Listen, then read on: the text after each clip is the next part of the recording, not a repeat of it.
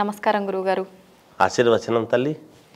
గురుగారు, ప్రతి ఊర్లోనూ గ్రామ దేవతలు అంటూ కొంతమంది దేవతలు అయితే ఉంటుంటారు.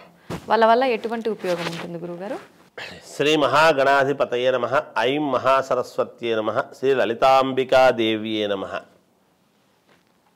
గ్రామదేవతలు అని ఉంటారు. వారి వల్ల ఏమిటి ఉపయోగము? అయ్యో, గ్రామదేవతలు చాలా ముఖ్యం. ఆ గ్రామానికి, ఒక గ్రామాన్నంతా కూడా ఆ గ్రామస్తుల యొక్క పొలాలను, ఆ గ్రామములో ఉండేటువంటి ప్రజలను కాపాడేది గ్రామదేవతలే. అందుకే మనకే తెలియకుండా ఏదైతే శాస్త్రములో నిగూఢమైనటువంటివి ఉంటాయో వాటికి తదనుగుణంగానే మనం నడుచుకుంటుంటాం. మనమంతా ఏదో అతి తెలివితేటలతో చేస్తున్నాము, మనదే తెలివితేటలని గొప్పగా ఫీల్ అవుతుంటాం. మనముగా ఇల్లు కట్టుకున్న తర్వాత మన ఇంటికంతా కూడా కాపలా ఉండాలంటే ఎవరిని పెట్టుకుంటున్నాం? సెక్యూరిటీ. ఒక సెక్యూరిటీ అంటే మనం చిన్న పదముగా ఏముందిలే, మనం డబ్బిస్తే ఉండేటువంటి వాడు, కూలికి పనిచేసేటువంటి వాడు అని తక్కువ చూపుతో చూసి సెక్యూరిటీ అని చాలా మామూలుగా పదం పెడతాం. కానీ సెక్యూరిటీ అని ఇంగ్లీష్ పదంలో చాలా పేలవంగా మాట్లాడుతున్నాం. మనమందరము ఇంట్లో భద్రతగా పెద్ద ఇల్లు, పెద్ద పెద్ద రాతి గోడలతో కట్టుకొని, ఇంతింత తాళాలు వేసుకొని, లోపల పడుకొని ప్రశాంతముగా మంచి కాస్ట్లీ పరుపుల మీద మనము నిద్రపోతే, మనమందరము నిద్రపోయిన తర్వాత ఏ చిన్న ఇది కూడా జరగకుండా, ఏమైనా జరిగితే నాకు మాట వస్తుంది అని ఒళ్ళంతా కళ్ళు చేసుకొని తెల్లవార్లు మేలుకొని ఉండేటువంటి గృహరక్షకుడు, అంగరక్షకుడు సెక్యూరిటీ అంటే. మన అందరి ప్రాణాలకు తన ప్రాణాన్ని పణంగా పెట్టి బయట కాపలా కూర్చుకొని నన్ను దాటి మా యజమాని దగ్గరికి వెళ్ళండి అనేటువంటి భావనతో కూర్చున్నటువంటి వాడు. మనము చాలా తేలిగ్గా సెక్యూరిటీ ఏముంది, వాడు ఏదో విజిలేస్తాడు, ఉంటాడు, తిరుగుతుంటాడు, తప్పుగా అనుకుంటాం. ప్రతి దాంట్లోనూ ఉన్నతత్వం అనేది ఉంటుందమ్మా. మనము కళ్ళతో చూసే, మనస్సుతో ఆలోచన చేసేటువంటి విధానాన్ని బట్టి ఉంటుంది గొప్పతనం ఏమిటి అనేది.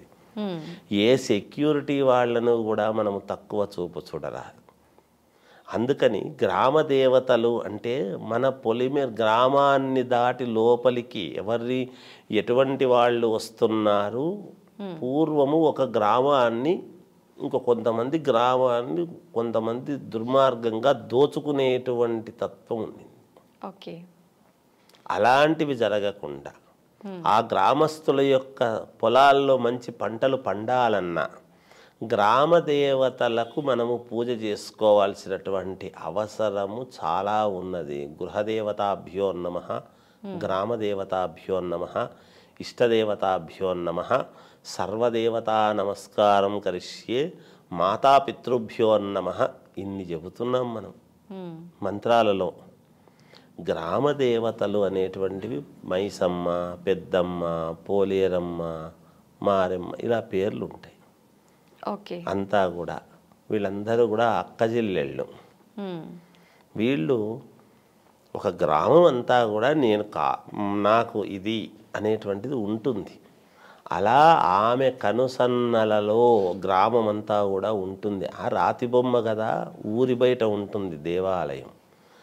అది ఆ పొలిమేరల్లో ఉండే పోలేరమ్మ ఉండేటువంటి ఆ దేవాలయం దాటి పొలిమేర నుంచి మనం లోపలికి వెళ్తాం. అంటే మనము ఏ భావనతో లోపలికి వెళుతున్నాము, ఏమి దుర్మార్గమైనటువంటి ఆలోచనతో లోపలికి పోతున్నాము అనేటువంటిది ఆ గ్రామదేవత దగ్గర తెలిసిపోతుంది. దాటలేడు వాడు. ఆ ఊర్లోకి పోయి మళ్ళీ వెనక్కి తిరిగి రావటం కానీ చేయటం కానీ ఉండదు. చాలా ఇబ్బందులు అవి. అందుకని ఇక్కడే కాదు, ఈరోజు కాశీ అని మనము చెప్పుకునేటువంటి మహాపుణ్యక్షేత్రమైనటువంటిది కూడా అర్ధరాత్రి పూట సంచారము, ఖాళీ సంచారము జరుగుతుంది అని చెప్తారు. ఇప్పుడు యాదగిరిగుట్ట లక్ష్మీ నరసింహస్వామికి ఆంజనేయ స్వామి క్షేత్రపాలకుడు. క్షేత్రపాలకుడు అని గొప్పగా అంటున్నాం కదా ఆంజనేయ స్వామిని, కాబట్టి క్షేత్రపాలకుడు అంటున్నాం. మన ఇంటి దగ్గరకు వచ్చేటప్పటికి సెక్యూరిటీని తీసేస్తున్నాం. చూడండి, మన ఇల్లే ఒక దేవాలయము అని కనుక మనం భావిస్తే మనకు క్షేత్రపాలకుడు ఎవరు? సెక్యూరిటీ. అందువల్ల అమ్మ గ్రామ దేవతల వల్ల చాలా ఉపయోగాలు ఉంటాయి.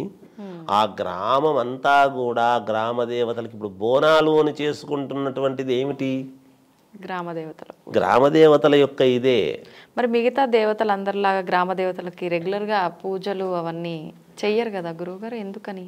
అందుకే ఒక్కో సందర్భము ఆ ఉత్సవాలు అవి వచ్చినప్పుడు అక్కడంతా కూడా గ్రామానికి పోయి చేసుకునేటువంటి వాళ్ళు. మీకు తెలియదు పూర్వం అంతా ఏముండిందంటే ఓ ఇంట్లో ఒక పెళ్లి జరిగిన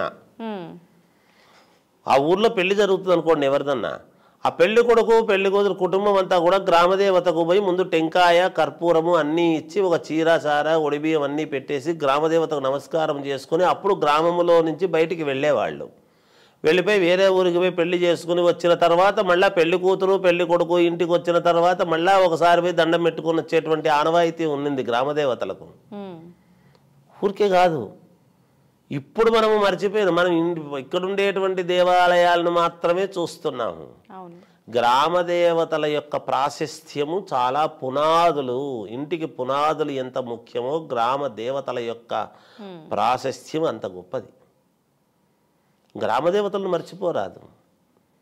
మనం ఒక ఊరి పొలిమేరు దాటుతున్నాము అంటే పెళ్లి కొడుకుని చేసిన తర్వాత పెళ్లి కొడుకు గ్రామదేవత యొక్క ఆశీస్సు తీసుకొని వేరే ఊరికి పోయి అమ్మాయిని చేసుకొని రావటం అనేది ఆనవాయితీ. అలా వచ్చిన తర్వాత మళ్ళీ భార్యాభర్తలు ఇద్దరూ కూడా దంపతులు ఇద్దరూ గ్రామదేవతకు పోయి నమస్కారం చేసుకొని మళ్ళీ మామూలుగా ఇంటి దేవుడు అందరికీ చేసుకునేటువంటి ఆనవాయితీ ఉన్నది. అది జరుగుతున్నాయి, మొదటి నుంచి ఉన్నాయి. చేసేవాళ్ళు పల్లెల్లో దానిలలో చేసేవాళ్ళు చేస్తూనే ఉన్నారు. ఇప్పుడు బోనాలు అని వచ్చినప్పుడు ఆ దేవతలకే కదా అందరూ బోనం ఇస్తున్నారు. పోయి అయితే సంవత్సరానికి ఒకసారి ఏదో పెట్టుకుంటున్నారు ఒక్కో చోట ఒక్కో ఇదని. కానీ సంవత్సరానికి ఒకసారి అని కాదు, ప్రతిదీ ఏది ఉండినా అవి చేసుకునేటువంటి వాళ్ళు. గ్రామదేవతలు కొంచెం ఉగ్రం అన్నమాట.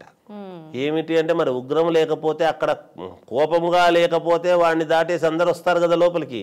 వాడు శాంతంగా పోండి మీ ఇష్టం అనేటట్టుంటే అందరూ సెక్యూరిటీని కాదని లోపలికి రారా? అలా కాదు కదా. మరి గ్రామదేవతలు కొంచెం ఉగ్రమే. ఒక సంతోషం కలిగినప్పుడు చేసినప్పుడు ఏదో ఆ గ్రామదేవతలకి ఇవ్వవలసినటువంటి ఇవన్నీ కూడా ఇచ్చి సంతోషపెట్టి చేసుకుంటూ ఉంటారు అవి. అందుకనే శాంతస్వరూపమైనటువంటి లక్ష్మీ ఆలయము, సరస్వతి ఆలయాలు, ఇలా మళ్ళీ అమ్మవారి ఆలయాలు కొన్ని శాంతస్వరూపముగా ఉండేటువంటివి ఉంటాయి.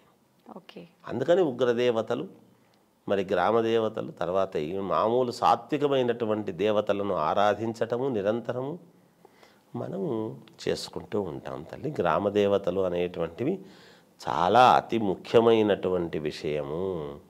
అది మన ఇంటికి పునాదులు ఎంత ముఖ్యమో గ్రామానికి గ్రామదేవతలు అంత ముఖ్యము.